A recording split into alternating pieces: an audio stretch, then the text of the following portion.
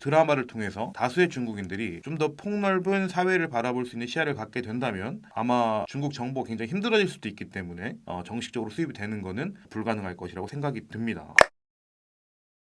네, 안녕하세요. 오늘은 중국에서 굉장히 핫한, 아니요, 전 세계적으로 핫한 오징어 게임에 대해서 중국 정부가 승인을 하지 않는 이유에 대해서 여러분들께 설명을 드리는 시간을 갖도록 하겠습니다. 오징어 게임은 여러분들이 너무나 잘 알고 계시듯이 456명의 사람들이 456억 원이라는 상금을 놓고 게임에 초대가 돼서 살아남는 이야기를 그린 것입니다. 이는 넷플릭스가 정식적으로 서비스라는 국가에서 모든 국가에서 1위를 할 정도로 굉장히 엄청 핫한 드라마라고 생각이 드는데요. 그러면서 넷플릭스가 제공되지 않는 국가에서는 이 오징어 게임을 불법적으로 보는 사람들도 역시 늘어나고 있습니다. 그 중 한 국가가 바로 중국입니다. 자, 그렇다면은 왜 중국에서는 넷플릭스에서 이 오징어 게임을 정식적으로 수입해서 보지 않는지 여기에 대해서 한번 저희가 같이 알아보는 시간을 갖도록 해볼 텐데 실제로 이제 이게 중국이 저희가 흔히 알고 있는 외국 문물에 대해서 요즘에 통제하고 검열하기 때문에 안 하는 이유다라고 생각할 수도 있지만 이제 미국 HBO에서 제작한 드라마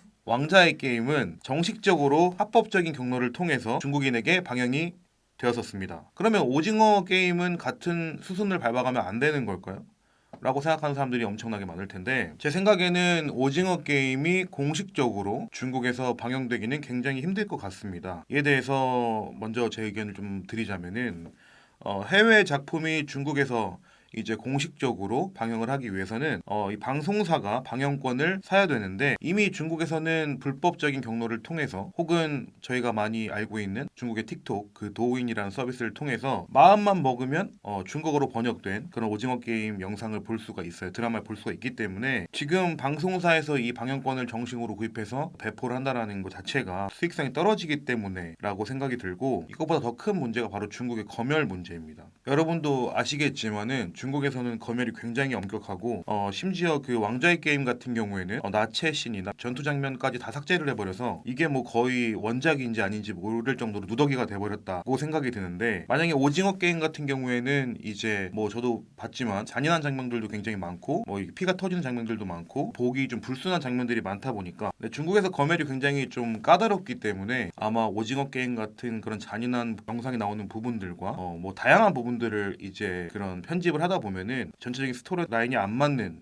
부분이 생길 것 같다라는 생각도 들고 또 오징어 게임의 테마가 바로 불평등인데 이 또한 중국에서 정치적인 시각으로 바라본다면 굉장히 탐탁지 않을 요소이기도 합니다. 그리고 이 드라마 안에서 참여하는 플레이어들은 모두 개인적인 문제를 가지고 있는 사람들인데 이게 결국 개인적인 문제가 아니라 결국 사회 현상을 반영하기 때문에 드라마를 통해서 다수의 중국인들이 좀 더 폭넓은 사회를 바라볼 수 있는 시야를 갖게 된다면 아마 중국 정보가 굉장히 힘들어질 수도 있기 때문에 정식적으로 수입이 되는 것은 불가능할 것이 생각이 듭니다. 그렇다고 해서 중국인들이 오징어 게임에 관심이 없는 것은 전혀 아닙니다. 시청자로 참여하는 방식이 이제 회색지대 저희가 정식적으로 수입을 안 하니까 회색지대라고 저희 표현을 하겠습니다.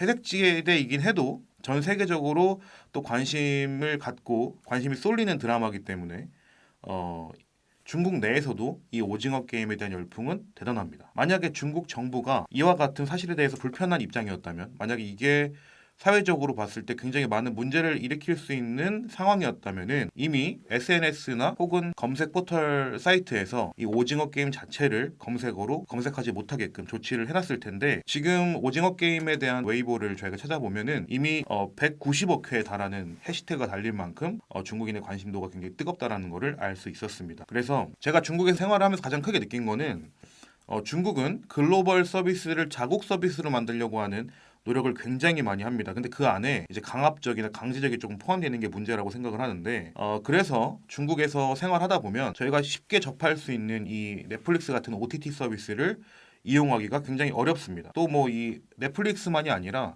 심지어 저희가 네이버나 구글, 유튜브 같은 경우에도 자연스럽게 중국의 인터넷망을 통해서 들어가는 게 굉장히 어렵습니다. 그래서 한국인들 같은 경우에 혹은 외국인들은 VPN이라는 IP 우회망을 통해서 접속을 하곤 하는데 이게 이제 실제로 생활을 한다면 굉장히 불편한 일이거든요. 그래서 뭐 이런 해외 영상들을 보는 거는 둘째 문제라고 해도 좀 제 생각에는 외국인들도 많고 또 중국인들도 이런 다양한 검색들을 검색하면서 본인이 갖고 있는 생각이나 사고에도 굉장히 성숙해지는 동기가 될 수도 있다고 저는 생각하기 때문에 이런 불편함들은 중국이 좀 해결해줘야 되는 요소가 아닌가라고 생각이 듭니다. 물론 뭐 자국의 어떤 소식들이 해외로 전달되거나 아니면 해외 소식들이 왜곡돼서 중국 내로 전달되는 것들을 막기 위해서 그런다는 취지는 이해는 되는데 그래도 G2의 국가가 걸맞는 이런 정보를 좀 투명하게 공개할 수 있는 그런 국가가 되기 노력해야 될 자세가 필요하다고 생각합니다. 그리고 적어도 전 외국인들이 특히 저희 한국인들이 네이버나 유튜브를 좀 보는데 지장이 없게끔